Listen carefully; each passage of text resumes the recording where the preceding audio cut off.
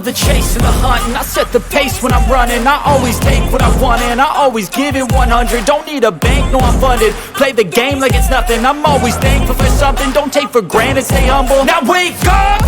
It's time to look at the enemy. Look in the mirror if he is no friend to me. Hello, Miami. Thank you so much for watching 305 Sports Now. Once again, I am your host, Will, and today is another possible Kane segment. All right, as I'm going to be talking about Elijah Griffin. Yes, Elijah Griffin, the #1 player in the state of Georgia, the #1 defensive lineman in the entire 2025 recruiting class, and the fourth best overall player in the entire 2025 recruiting class, according to 247 Sports. This young man is an absolute beast. He hails from Savannah, Georgia. He goes to Savannah Christian Prep at 285 pounds, 6'5", and I just gotta say, Georgia produces some damn good football players. As statistically speaking, 97 tackles, 31 tackles for loss, 17.5 sacks, 1 interception as a defensive lineman. Two words, if you look at the huddle video, to describe this young man, and that is game changer. 1 word, beast. 2 words, game changer. 1 word, beast. He is an absolute stud. Okay, he's this year's David Stone. Right, he's this year's David Stone. Remember last season, Miami was in the mix for David Stone, who was the #1 defensive lineman in the country. Ended up committing to Oklahoma. Miami was very close though. Ended up committing to Oklahoma, but Elijah Griffin has listed Miami in his top 3. It's Miami, Georgia, and USC. But let me just describe this young man. If you're looking at the huddle video, excellent footwork. Okay, if Justin Scott was a dancing bear, this guy is the same way, man. He's a dancing bear. I mean, as far as his footwork goes, handwork is excellent. He's got finesse as far as the swim move goes, but he's a ferocious as well bull rusher as well. Can knock an offensive lineman back between his pads, as well as be able to swim his way out of it or spin his way out of it as well of a block, of course, is what I'm referring to as well. His tackling skills are basically what I'm trying to say: perfect shoulder, drives through the chest, knocks a guy down, could tackle on the run. He can tackle guys on the run, can go sideline to sideline. He's good on the run, as I mentioned. He will maul your quarterback as well. Can't be used in pass rush, and he's gonna be a big dude once he gets to the once he gets to his Power 4 school. Okay, he is a big dude. All right, he is a big dude. He looks bigger than 285. He's stronger than he looks for being 285.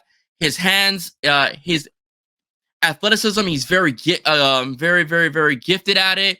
Very well skilled. All right, as well, like I said, ferocious, solid tackler. Another word I want to use on this guy is violent. Okay, he is a violent tackler. If he hits your running back, the running back is going to feel it. All right, once he gets back into that huddle, the running back will be absolutely sore. The quarterback will be absolutely sore. The offensive lineman, the guards, or the center that is blocking this young man is going to have nightmares when they see this young man on film. Okay, he is just that good. I know I'm like talking a lot of hype based on the huddle video and highlights, but man, this kid is. Georgia is a very competitive state when it comes to football. Georgia has very good athletes that go to Power 5 schools that are dominant in many positions. Okay, so he's facing some good competition, and he's dominating it. He makes things look so easy as a player. He makes things look so easy. Like I said, excellent hands as well. Another thing too about it that I'm talking about, like his tackling ability and his ability to avoid blocks and make life miserable for blockers like offensive guards or centers as well. But another thing to do too is he could also hold a block. Pretty much hold the block is like one thing a lot of defensive tackles do is when they engage with the center or engage with the guard, they also give an opportunity for the linebackers to make plays. Okay, they make an opportunity for the linebackers to make plays as well, which prevents the offensive lineman from basically going to a second level if need be, whatever the case may be, and whatnot. So that's pretty much what a lot of these defensive tackles do. That's why a lot of top linebackers in the Hall of Fame, they also credit the defensive line that helped them get there. So that's what I'm trying to say. Okay, so So he's holds his blocks and allows his bases linebackers to eat as well. So pretty much that's what I'm trying to say. So yeah, he makes your team better. He can make your team better in the interior, and it helps out, of course, the linebackers and also the playmakers, the skill position tacklers as well on the team. Able to makes the job just a lot easier is what I'm pretty much trying to say. So one thing I do like about Mario Cristobal is that really is building from the trenches. Was the offensive line, whether it's the defensive line as well, he is building from the trenches. You win football games and championships from the inside out, not the outside in. Okay. If your front four is solid, your front seven is solid, it makes everything a lot easier for the defensive backs. Because if they can't run on you, if the quarterback doesn't have time to throw because they're rushing four, or they'll bring in a fifth guy, or they'll bring in, some good blitz packages that involve, the linebackers as well, it's gonna make it much easier for cornerbacks, whether they're the nickel position or whether they're protecting the boundary as well. It's gotta hold on to their coverages, okay? Because eventually, if you're not getting any pressure, someone's gonna get open. We all know that's gonna happen, okay? So if someone doesn't, if a quarterback holds the ball, has all the time in the world, you could have freaking Darrelle Revis out there, Darrell Green out there as well, okay? It doesn't matter who it is. Xavier Howard, when he was elite, right, as well, it doesn't matter, right? They're going to give up a play or two, right? Some guy is going to get loose. If your front seven is going in there and they're wrecking havoc, they're doing damage and so on, it makes coverages seem a lot better. It makes cornerbacks, be able to hold on to the wide receivers a bit more. Basically makes statistics look better. I'm sorry, I feel like I'm throwing a word salad in here, but what I'm trying to say is, like, those of you who know football, you know exactly what I mean. If your front seven's kicking butt, if your front four in particular is kicking butt, it makes everything a lot easier. Just like with the offensive line. If the offensive line is able to pretty much basically impose their will on the defensive line, okay, it makes the running game a lot easier. Your running backs look better. Your quarterback looks better. Your wide receivers look better as well, because the offensive line is holding the fort and not letting anybody get through. And that's why Michigan is a national champion, because they have a strong O-line, okay? And why do you think so many SEC schools are always competitive, winning national championships? They're strong in both sides of the ball, in the trenches and in the D-line, the defensive line as well. All right, so Miami is trying to do that. They're trying to build a strong defensive line with the interior being solid, having beast edge rushers that will make hell for quarterbacks, right, as well. The defensive tackle position is very important. We got Justin Scott, Artavis Jones, which I think are great. Imagine having Justin Scott, Artavis Jones, now Dante Simpson, who I think is an underrated 3-star, by the way. And if you can get Elijah Griffin, my goodness, Miami is going to have the best D-line in the ACC. Come on, Ruben Hurricane Bain. Come on, man.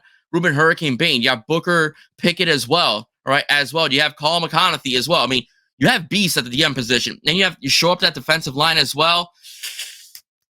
Papo, eso va a ser caliente, okay? It's going to be a nightmare for offensive line, even the best ones in the ACC. And that's how you win 10 games. That's how you get into the playoffs, right, as well.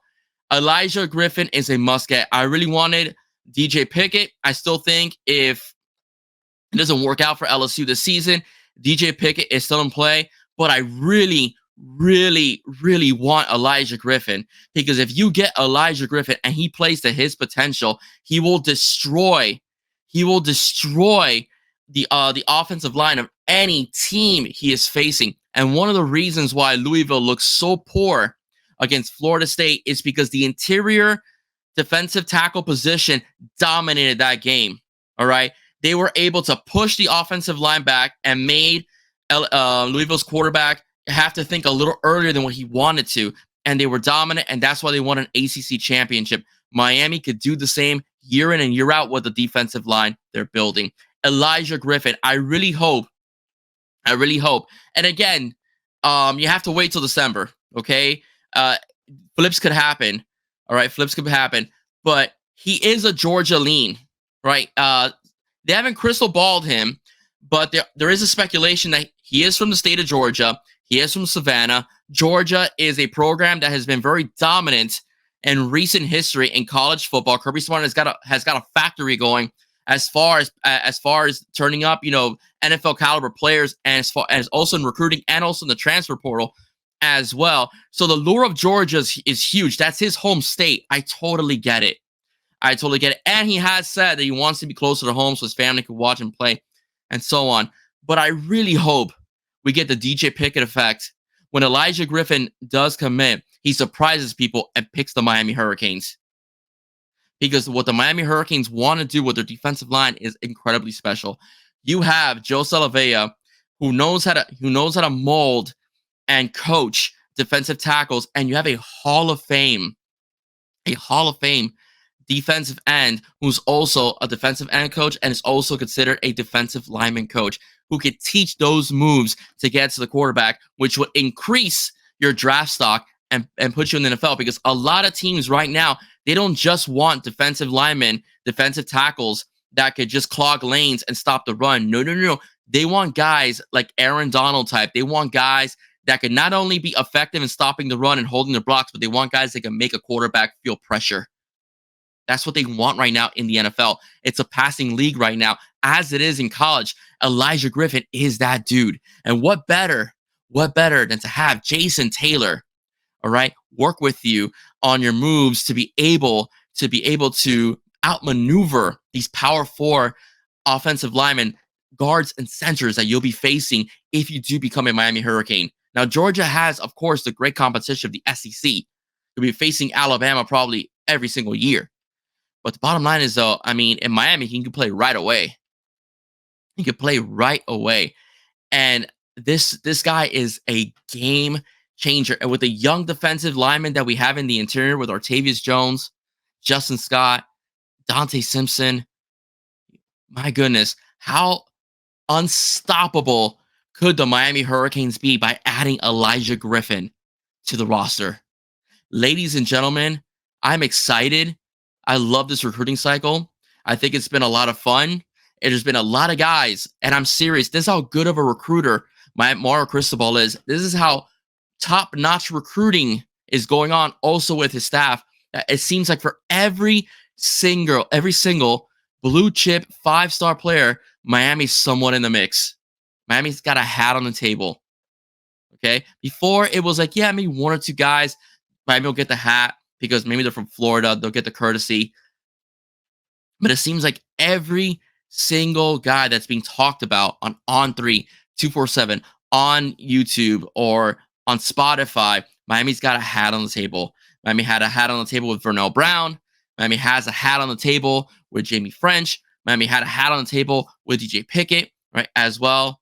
Miami has a hat on the table right now for Elijah Griffin. Top three. From a school in an SEC state. Top three. Miami is in the mix, okay? That is what I'm talking about when it comes to top-notch recruiting. Now, all Miami has to do is put it on the field, and that's it. And the Elijah Griffins will start coming.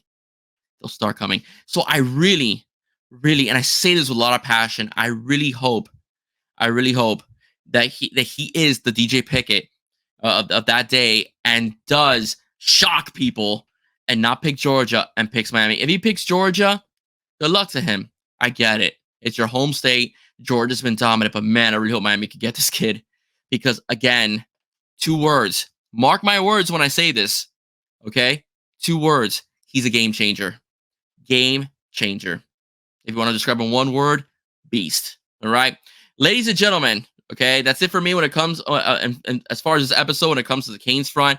I know it's Dolphin season, all right? It is Dolphin season. I am going to work on maybe having some of my friends on X that are Dolphin content creators. I want to do kind of like the boys of Dolphins X, content creators come on the show. We'll talk a little bit about the Dolphins. Then I want to do something a little later on with the ladies of X as well and get their perspective when it comes to the upcoming season as well. They're expecting what they've seen in the preseason when it comes to some of the backups and so on that we've been able to witness, in the games. Also, some of the rookies as well. So that's coming up in the future as well. Again, I'm going to give you some more Canes content. Jamie French's decisions coming up real soon. I'll be covering Jamie French. I'll be covering Ben Hanks Jr. as well, who's going to be making a decision real soon as well. All right. Ladies and gentlemen, that's it for me. If you like what you heard, please do not forget to hit that like and subscribe button as well. And don't forget to share either. Have a blessed day, guys. God bless. See you soon. Go Canes, guys. All about the U. Bye-bye.